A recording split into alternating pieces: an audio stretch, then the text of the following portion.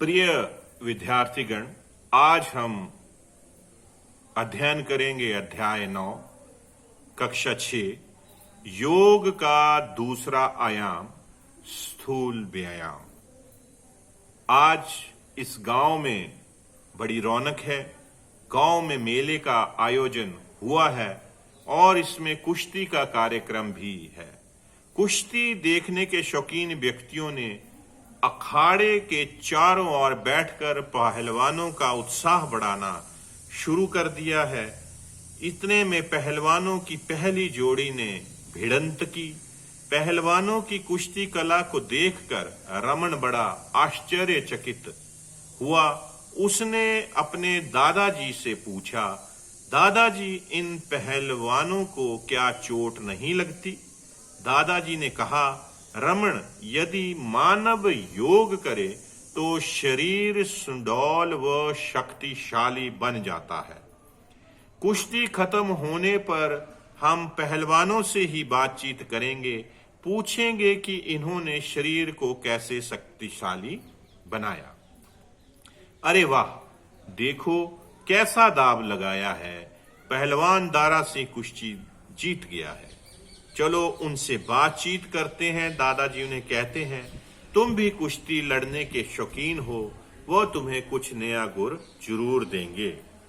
नमस्ते पहलवान जी। रमन दारा सिंह पहलवान जी को कहता है, आपने तो कमाल कर दिया। आपके कुश्ती की कला में बड़ी निपुणता हासिल की है। इसका राज क्या है? बेटा, शरीर के स्थूल व सूक्ष्म नाड़ियों को हष्ट पुष्ट बनाने के लिए कई स्थूल व सूक्ष्म क्रियाएं होती हैं। हम नित्य इनका अभ्यास करते हैं। मुझे गुरुजी ने सूक्ष्म क्रियाएं तो सिखाई हैं, लेकिन मुझे स्थूल क्रियाओं का ज्ञान नहीं है। क्या आप मुझे इनके बारे में कुछ बताएंगे? दारा सिंह जी, हाँ बेटा, प्राचीन योग पद्धति में कई प्रकार के स्थूल क्रियाओं का उल्लेख है। इनसे शरीर सुडौल, शक्तिशाली व हष्ट-पुष्ट बनता है। अन्य व्यायामों से जो लाभ कई सालों के अभ्यास के बाद मिलते हैं, वह इन क्रियाओं से कुछ दिनों में ही प्राप्त हो जाते हैं। आंतरिक नाड़ियों की शुद्धि के लिए ये सबसे महत्वपूर्ण क्रियाएं हैं। इन्हें करते समय यदि त्रुटि हो जाए तो कोई विशेष हानि शरीर को नहीं होती है। मुख्यतः स्थूल क्रियाएं रेखा गति, उत्कोर्दन, हृदय गति, स्वर्गांग पुष्टि तथा उदर्भ गति आदि हैं। क्या ये सारी क्रियाएं आम आदमी कर सकता है? रमन पूछते हैं। हाँ, लेकिन तुम इन्हें चरणबद्ध ढंग से सीखना। तुम्हारी आयु कितनी है? मेरी आयु 11 वर्ष है। तब तो आप उत्कोर्दन तथा उदर्भ गति स्थूल क्रियाओं का अभ्यास करो।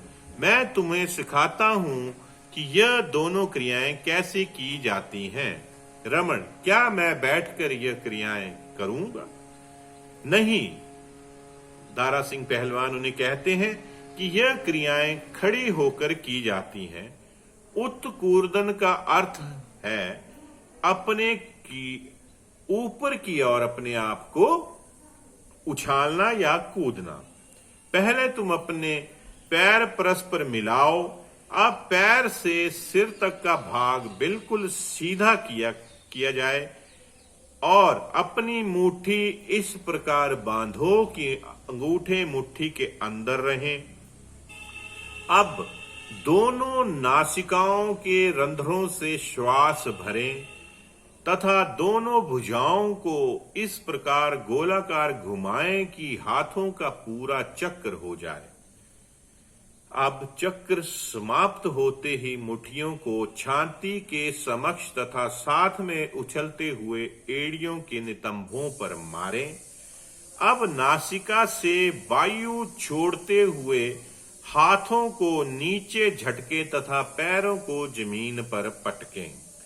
ध्यान रहे यह तीनों क्रियाएं एक साथ हो, यह क्रिया कम से कम 5 बार करें। रमन पूछते हैं कि पहलवान जी इस क्रिया के क्या लाभ हैं। दारा सिंह उन्हें कहते हैं कि उत्कूर्दन क्रिया से बौनापन दूर होता है, शरीर की उचित रूप से लंबाई बढ़ती है तथा वक्षस्थल चौड़ा होता है। इसमें पैरों व जंघाओं में शक्ति का संचार होता है तथा ये सुंदर सुडौल बन जाती हैं। मानसिक बीमारियों जैसे विस्मृति, भय, भ्रम, भ्रांति आदि भी दूर हो जाते हैं। अब आप मुझे ऊर्ध्व गति क्रिया सिखाएं। ऊर्ध्व गति क्रिया में शरीर को ऊपर की ओर खींचा जाता है। इस क्रिया के लिए दोनों पैरों के बीच कम से कम 1 फुट का अंतर रखते हुए इन्हें इस प्रकार फैलाएं कि हाथ की कोहनी के अंदर 90 डिग्री का कोण बन जाए तथा दूसरा हाथ सीधा आए। इसमें मुट्ठियां खुली हुई व अंगुलियां परस्पर सटी रहें। इसे हमें ठीक ढंग से करना है। अब बाएं पैर की को जमीन से लगभग 1 फुट ऊपर उठाएं तथा दाएं हाथ से को ऊपर ले जाते हुए पूर्णतः सीधा करें। अब बाएं पैर को पूर्ववती स्थिति में लाएं तथा दाएं पैर को जमीन से लगभग 1 फुट ऊपर उठाएं। अब बाएं हाथ को ऊपर की ओर सीधा करें। ध्यान रहे कि श्वास हाथ पैर बदलते समय बारी बारी लिया तथा छोड़ा जाए। यह क्रिया लगभग 10 बार करें। रमन पूछते हैं कि पहलवान जी इस क्रिया का क्या फायदा है। तो पहलवान उन्हें बताते हैं कि इस क्रिया से हाथ पैर सुडौल व पुष्ट होते हैं तथा हाथों से ज्यादा ठंडे या गर्म होने की बीमारी भी दूर होती है। इसके अलावा मोटापा भी दूर होता है तथा मानसिक बल की वृद्धि होती है। दादाजी उन्हें कहते हैं कि मुझे भी कोई उपयोगी क्रियाएं बताएं। तो दारा सिंह उन्हें बताते हैं कि आप ध्यान लगाकर मन की शांति प्राप्त कर सकते हैं। यह बच्चों से लेकर वृद्धों तक सभी के लिए उपयोगी है।